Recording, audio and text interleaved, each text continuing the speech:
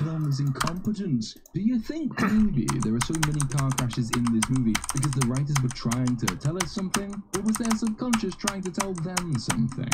Madam Web goes home very depressed because being able to see the future and not change it is a terrible curse. Think Tiresias in Oedipus Rex, who doesn't want to reveal his prophecy to Oedipus because he sees the inevitable tragedy, only to be goaded by Oedipus into revealing it, which sets in motion the events that reveal the very tragedy. Now you've thought about that, stop it, because it's far too clever and cultured. And we're reviewing Madam Web. Madam Web, by contrast, realizes she has the power to change the future when she stops a pigeon crashing into her apartment window.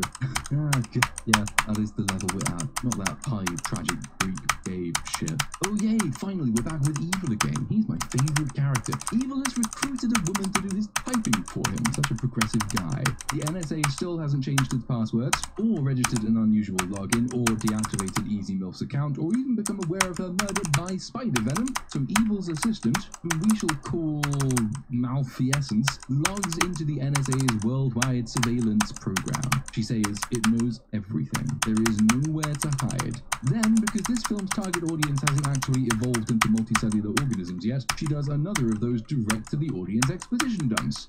The potential infinite, it's intoxicating, but in the wrong hands, I mean, people can be trapped wherever they go. It's gonna change everything. Oh, good. Well, I'm glad we've cleared that up. A worldwide surveillance network with infinite potential. Just think what kind of evil schemes you could enact with such a thing. Toppling world governments, maybe. Starting wars. Corporate espionage. Industrial sabotage. The Rupert Murdoch-style villain in Tomorrow Never Dies damn near starts World War III, and all he has is one news corporation. Here, Evil has so much more than that. And out of all the infinite possibilities available to him, all of the infinite courses of action he could take, he decides the absolute best use of this brilliant piece of technology is tracing the faces from his dreams so he can dress up as a spider and go kill some teenagers.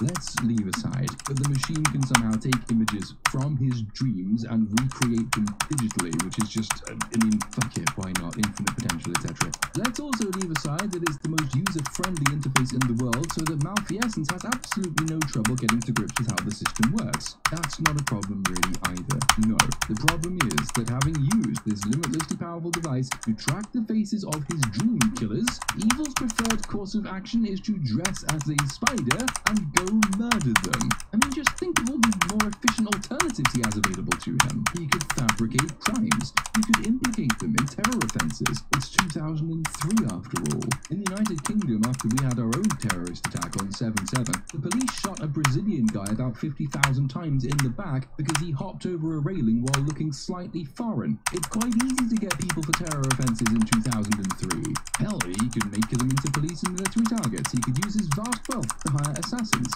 He could completely erase their bank accounts, their social security numbers, their citizenship status. He could hunt them down and hire them, try and change their minds. He could have them deported or abducted. He could have them taken out by snipers or thugs with baseball bats. He could ship them off to Epstein Island. He could tell the CIA that they've got dirt on Hillary. He could do fucking anything. Almost anything would be more effective and efficient than dressing up as a fucking spider and chasing them through New York. So why the hell is he dressing up as a fucking spider and chasing them through New York? The only qualm Malfeasance has with all of this, by the way, is that the girls are teenagers at the moment, so maybe killing them might be a bit mean.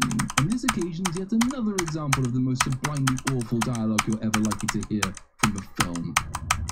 I didn't know we'd be targeting teenagers. They're teenagers now, but in the future, they have power, and they will try to destroy me. I came from nothing, less than nothing. I will not give up everything I built and have my life cut short. Fucking dialogue! Via a quick scene where Madam Web fails a psych eval because she is tripping about the future, we find her at home watching a much better film than we are now discussing. A Christmas Carol, where Scrooge is an idiot and invents woke capitalism by letting a ghost con him into giving money to poor people who don't deserve it. Madam Web is currently watching the scene where Scrooge is fretting that the future he has glimpsed might be inevitable and unchangeable. This is a corny bit of foreshadowing, not least because who the fuck watches a Christmas Carol when it's not Christmas? It's also unclear just how closely the film thinks Madam Web mirrors Scrooge as a character, but it at least means we get to put something on the screen that isn't a complete disaster. It's also the scene where Madam Web realizes that the future is not in fact set. At the moment, she believes that it is, and this is very depressing because she just saw, what's his name, that guy, really important character who Hell tragically yes, hell died yes. because he drove an ambulance I while did drunk. it. And now she's facing the prospect of a life of unavoidable doom. But then a pigeon crashes first into her extreme window and demon, it dies. holy Oh, shit. God, yeah, this really hasn't been her day, has it? Or even her week, or her month, or even her year. Yeah, you see that? That right there is a fucking reference.